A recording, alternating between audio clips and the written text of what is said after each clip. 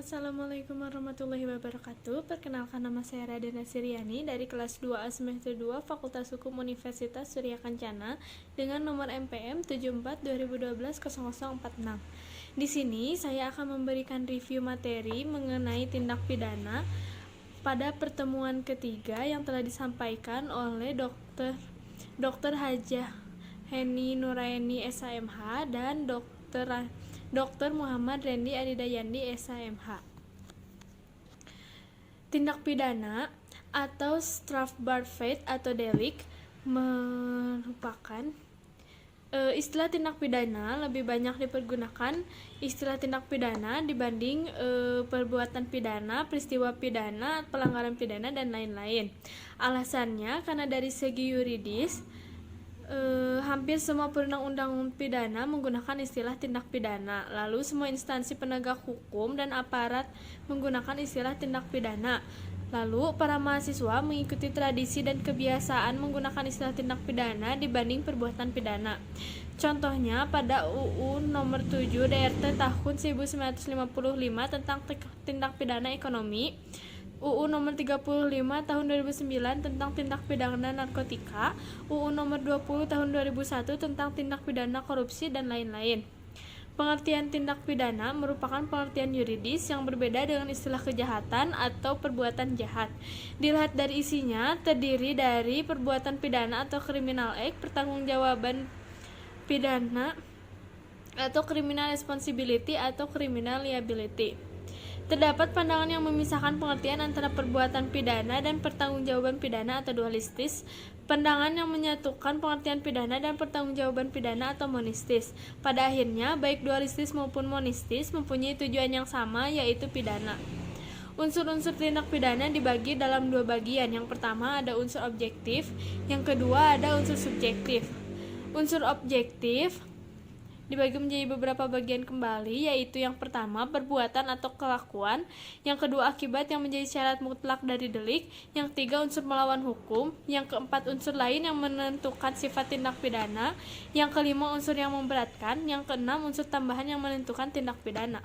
Adapun unsur subjektif dibagi beberapa bagian kembali. Yang pertama ada kesengajaan atau dolus, kealpaan atau culpa, niat atau vehement, maksud atau ogmerk, dengan rencana terlebih dahulu atau made for bedak terad, dan perasaan takut atau fresh.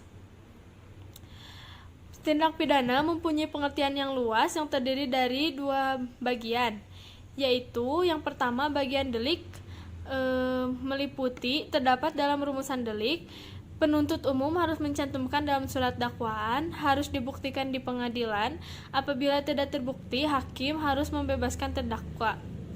Yang kedua ada elemen atau unsur delik atau elemen van delik, yaitu yang pertama tidak terdapat dalam rumusan delik, yang kedua hal yang dapat dipertanggungjawabkan sesuatu tindakan atau sesuatu akibat terhadap pelakunya, terhadap akibat yang timbul, dan hal dapat disalahkannya berdasarkan unsur kesengajaan atau kealpaan. Yang ketiga harus dianggap dan disyaratkan dalam setiap rumusan delik. Yang keempat, penuntut umum tidak perlu mencantumkan dalam surat dakwaan.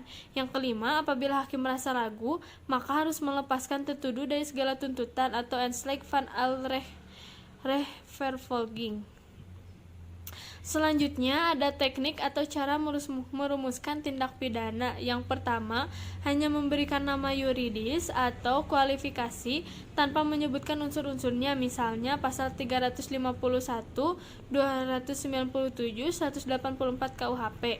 Yang kedua, hanya menentukan unsur-unsurnya tanpa memberikan kualifikasinya atau nama yuridisnya, misalnya pasal 281, 305 KUHP. Yang ketiga, memberikan kualifikasinya dan unsur-unsur serta nama yuridisnya, misalnya pasal 362, pasal 372, pasal 378 KUHP. Yang kelima ada subjek tindak pidana. Dibagi menjadi dua, yang pertama hanya manusia untuk tindak pidana umum, yang kedua manusia dan korporasi untuk tindak pidana umum dan khusus. Selanjutnya ada jenis-jenis tindak pidana. Yang pertama dibagi kembali menjadi dua bagian, yang pertama menurut KUHP, yang kedua menurut doktrin.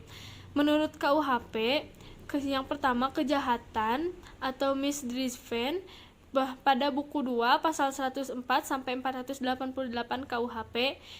Yang selanjutnya ada pelanggaran atau overtradingen buku 3 pasal 489 sampai 569 KUHP. Yang A, perbedaan kejahatan dan pelanggarannya menurut MVT didasarkan pada penilaian kuantitatif, yaitu kejahatan sanksinya lebih berat dibandingkan dengan sanksi pelanggarannya. Selain itu juga didasarkan pada kualitatif bahwa kejahatan sama dengan delik hukum atau rehdelik atau malapers. Yang kedua, pelanggaran sama dengan delik UU atau wet delik atau malaquia prohibilita. Selanjutnya ada menurut doktrin. Yang pertama, delik formil dan delik material. Lalu delik komisionis, delik omisionis, delik komisionis per omissionem komisa. Selanjutnya delik dolus dan delik culpa, lalu delik tunggal dan delik berganda, lalu delik aduan dan delik bukan aduan. Lalu delik politik dan delik umum. Selanjutnya yang terakhir ada delik khusus dan delik umum. Mungkin itu cukup sekian yang dapat saya sampaikan, kurang lebihnya mohon dimaafkan. Wabillahi taufiq wal hidayah. Wassalamualaikum warahmatullahi wabarakatuh.